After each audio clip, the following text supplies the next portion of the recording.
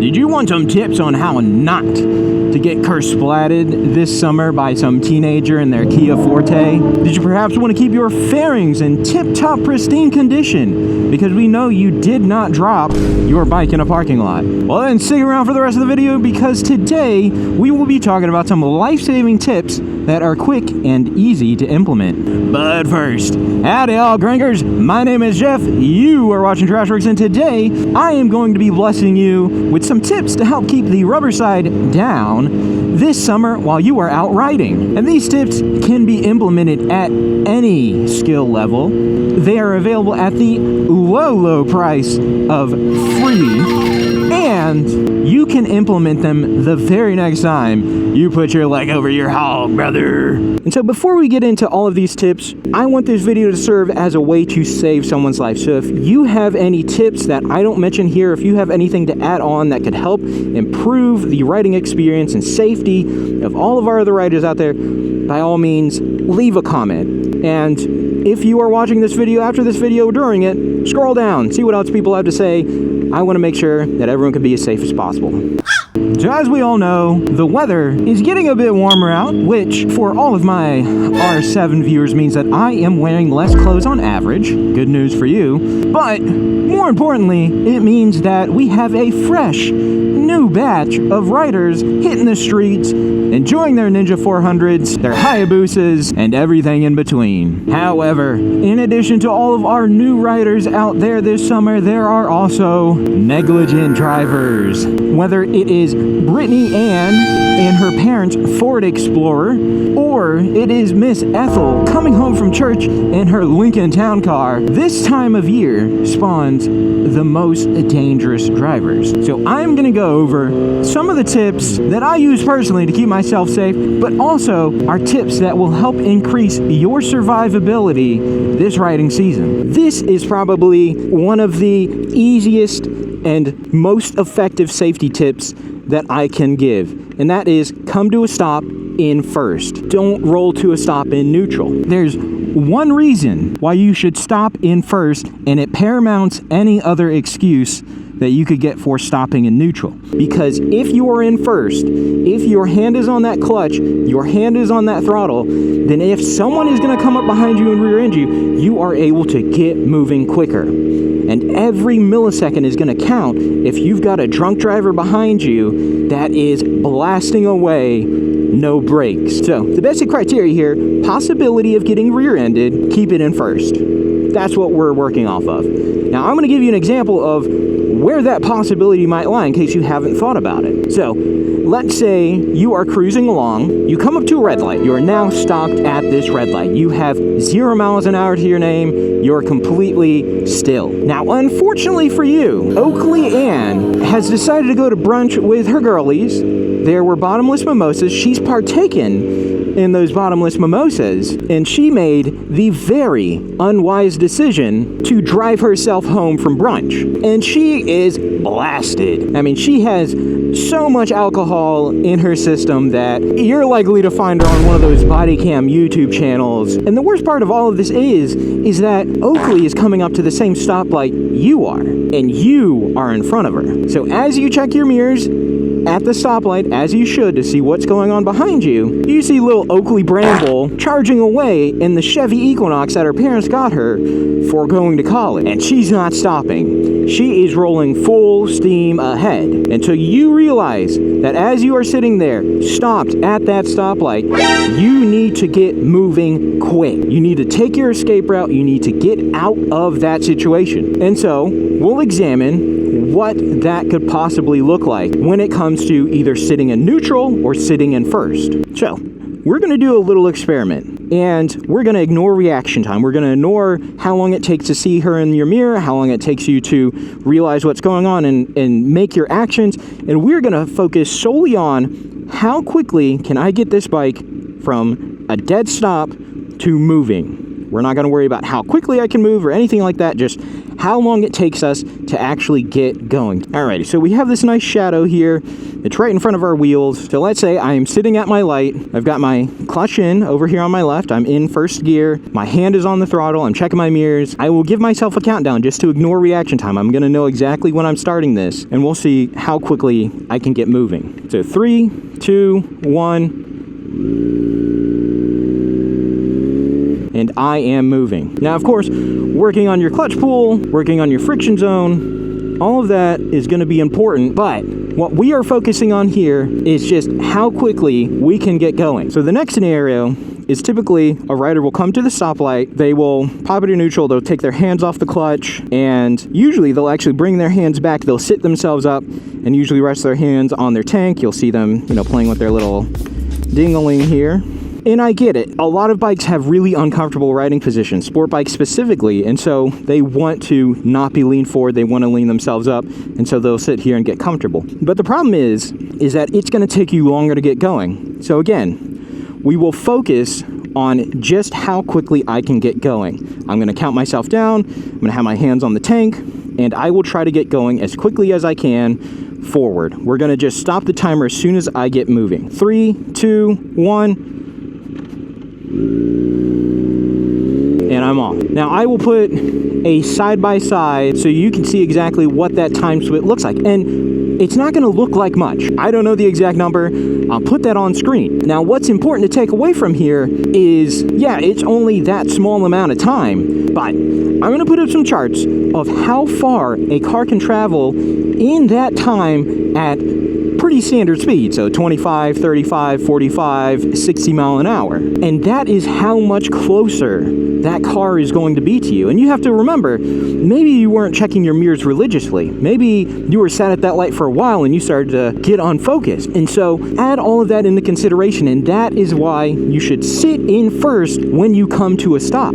Now, one other thing to mention when it comes to sitting at a stop, whether you're in first or neutral, is that when you look back and you see Oakley Marie is blasting at you, that's probably going to set you into a state of panic. You're trying to do everything as quick as possible. And when you are in a panic, the general rule of thumb is that the more steps that you have to take, the more points of failure that you're likely to find. So let's take a look at how many actions I have to do in each circumstance. If I'm in first, and my hand is on the clutch, my other hand is sitting on the throttle, I am ready to go. I see Oakley Bimbles coming up in my mirror, and so I need to get going. There are 2 actions that I need to do. I need to start letting the clutch out, and I need to start rolling on the throttle. And I can do those at the same time, so the order doesn't really matter. I have 2 actions that I need to do. Very simple. Now, let's say I'm in neutral. My hands are on the tank, I'm chilling.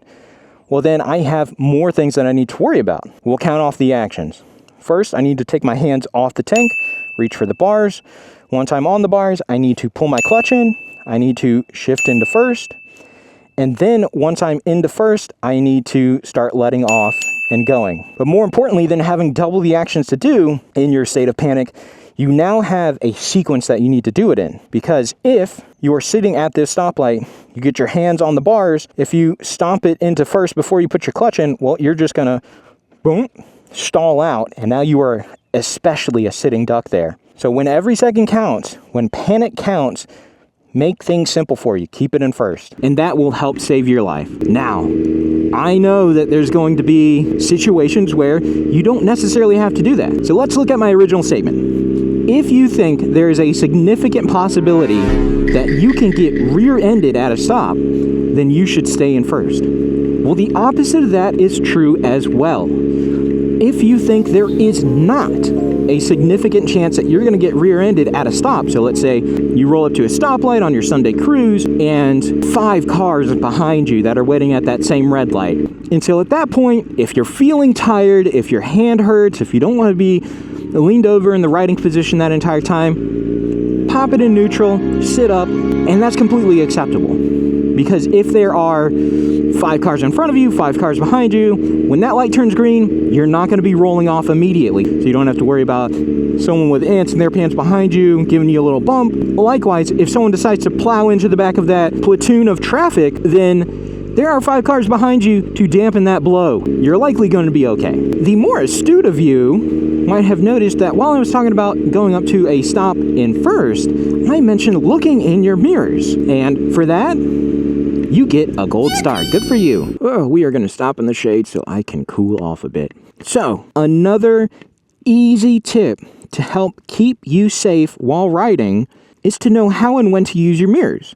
And with that, the first thing to cover is get mirrors. If you do not have mirrors on your bike, put a mirror on there. You should be using them while stopped, just like I mentioned in that example before. And that's why I keep my left mirror to look directly behind me, so that I can sit in first, like so, with my hand on the clutch, and I can still see what's happening directly behind me. So I can take a quick peek, I can see if someone's coming up, and I can get going if I need to get going. Now, keeping an eye on what's going on behind you is going to be impossible if you do not have a mirror, because you just won't be able to see unless you are sitting at a stoplight in neutral, sitting off the bike, turned around, just looking back the entire time. And that's just not feasible, which is why every rider who doesn't have a mirror is just going to sit at a stoplight, no idea what's going on behind them. That example before with Oakley Elizabeth charging at you full drunk, there is going to be no reaction time. There's not going to be, the debate between switching it into first or just going. You're just going to get hit. If you don't have mirrors, get them. That, unfortunately, will cost some money if you don't already have some. But if you have them, aim them, 1, and then 2, use them. So, for our last tip, I've got you at a different angle, because you need to hear this too. Okay, so the last tip that I want to go over with you to help save your life while you are out riding is to use your brake light. Now, your brake light can also be used as a tool while stopped. So, what I would recommend, and what I always do at all of my stops, just because it's a good habit, is I keep my right foot on the rear brake. 1, so that if I'm on a hill, I'm not rolling backwards or rolling forwards, and I'm just sat still. I don't have to use my legs to keep me still. Besides keeping the bike still, the brake light being illuminated is brighter, obviously, than if it is not illuminated. So if it's a nighttime scenario, if the weather's adverse and maybe visibility is not all there, you have the best chance of being seen while you're at a stop. And then in addition to that, since my brake lever is already depressed, it's already on, if I'm looking in my mirrors and I see someone coming up a little bit quicker than I want to, but it's not quite to the point where I need to get moving and get out of the way, I can let off my brake and then reapply it really quickly. Just an off, on, off, on.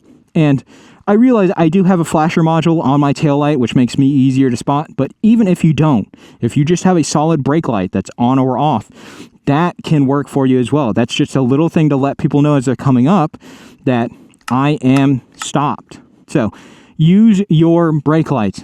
Whether you are stopped, whether you are coming to a stop, if you're doing anything besides maintaining your speed or speeding up, you need to use those brake lights. Whether you're using your brakes or not. If you just want to engine brake all the way up to a stop, if you want to just roll, you can do that. But let people behind you know what you're doing.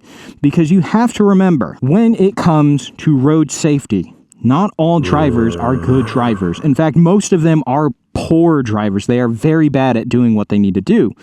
And so, giving them as much chance to see a change in the environment, aka using your brake lights, will help them act and react. So if Miss Little Betsy, who is hard of seeing and really shouldn't be allowed to drive to begin with, is behind you, that flashing brake light might catch her attention better than just hoping she can see what's going on. Likewise, if little Kayla Ann Marie is texting on her phone, not looking at the road in front of her, and has her head down, having that flashing brake light might indicate to her, it catches her attention from her periphery to let her know that you are stopping.